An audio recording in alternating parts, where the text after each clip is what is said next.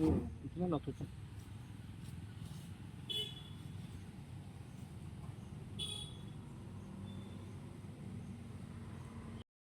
इतना ना सोचो।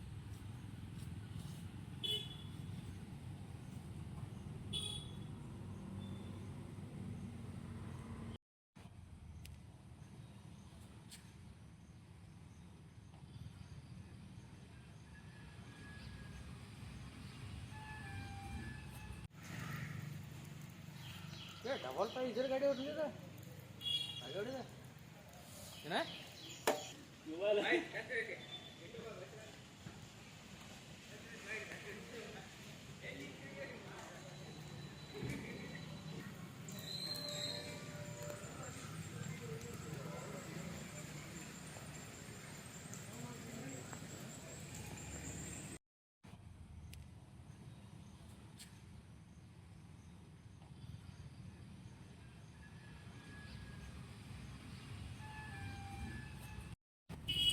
ಸರ್ ಎಲ್ಲರಿಗೂ ನಮಸ್ಕಾರ.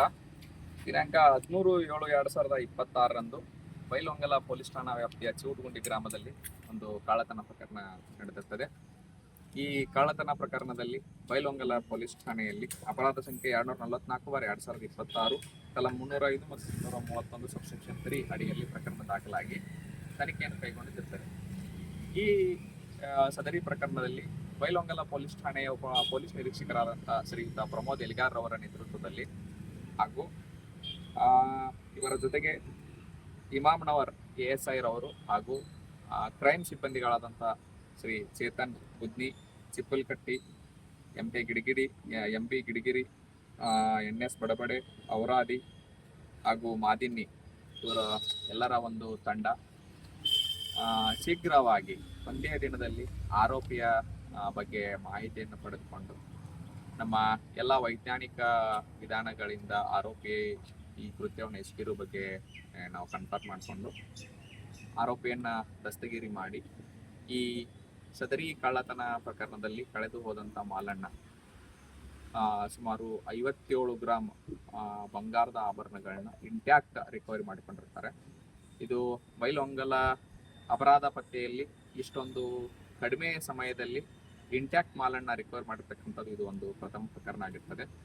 ಈ ಪ್ರಕರಣದಲ್ಲಿ ಬಹಳ ಉತ್ಸುಕತೆಯಿಂದ ಬಹಳಷ್ಟು ತಮ್ಮ ಶ್ರಮವನ್ನು ವಹಿಸಿ ಕ್ರೈಮ್ ಸಿಬ್ಬಂದಿಗಳು ಹಾಗೂ ಪ್ರಮೋದ್ ಎಲಿಗಾರ್ ಅವರು ಕರ್ತವ್ಯ ನಿರ್ವಹಿಸಿರ್ತಾರೆ. ಅವರ ಎಲ್ಲ ತಂಡಕ್ಕೆ ನಾವು ಹಾಗೂ ನಮ್ಮ ಪೊಲೀಸ್ ವರಿಷ್ಠ ಅಧಿಕಾರಿಗಳು, ಹೆಚ್ಚುವರಿ ಪೊಲೀಸ್ ವರಿಷ್ಠ ಅಧಿಕಾರಿಗಳು ಅಭಿನಂದನೆಗಳನ್ನು ಸಲ್ಲಿಸಿರ್ತಾರೆ. ಇದೇ ರೀತಿ ಎಲ್ಲ ಪ್ರಕರಣಗಳು ಮುಂದೆ ಇರ್ತಕ್ಕಂಥ ಪ್ರಕರಣಗಳನ್ನ ಡಿಟೆಕ್ಟ್ ಮಾಡಲಿ ಅಂತ ನಾನು ಹಾರೈಸ್ತೇನೆ.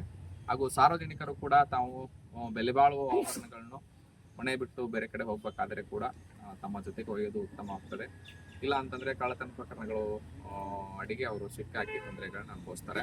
ಹಾಗೂ ನಮ್ದು ಬಿಟ್ಟು ಹೋಗ್ಬೇಕಾದ್ರೆ, ಮನೆ ಬಿಟ್ಟು ಹೋಗ್ಬೇಕಾದ್ರೆ ನಮ್ಮ ಬೀಟ್ ಸಿಬ್ಬಂದಿ ಇರ್ತಾರೆ, ಅವ್ರ ಗಮನಕ್ಕೆ ತಂದ್ರೆ ನಮಗೆ ಪೊಲೀಸರ ಕಡೆ ನಿಗಾ ವಹಿಸಲಿಕ್ಕೆ ಸಹಾಯ ಆಗ್ತದೆ. ಮತ್ತು ಈ ಹೊರಗಡೆ ಎಲ್ಲರಿಗೆ ಕಾಣೋ ತರ ಕೀ ಹಾಕೋ ಬದಲು ಸೆಂಟ್ರಲೈಸ್ ಲಾಕಿಂಗ್ ಸಿಸ್ಟಮ್ ಅನ್ನು ಉಪಯೋಗ ಮಾಡ್ಕೊಳ್ಳಿ ಮತ್ತು CCTV ಹಾಕಲಿ ಅಂತಂದು ನಾನು ಅವರಿಗೆ ಸಜೆಷನ್ ಮಾಡ್ತೀನಿ.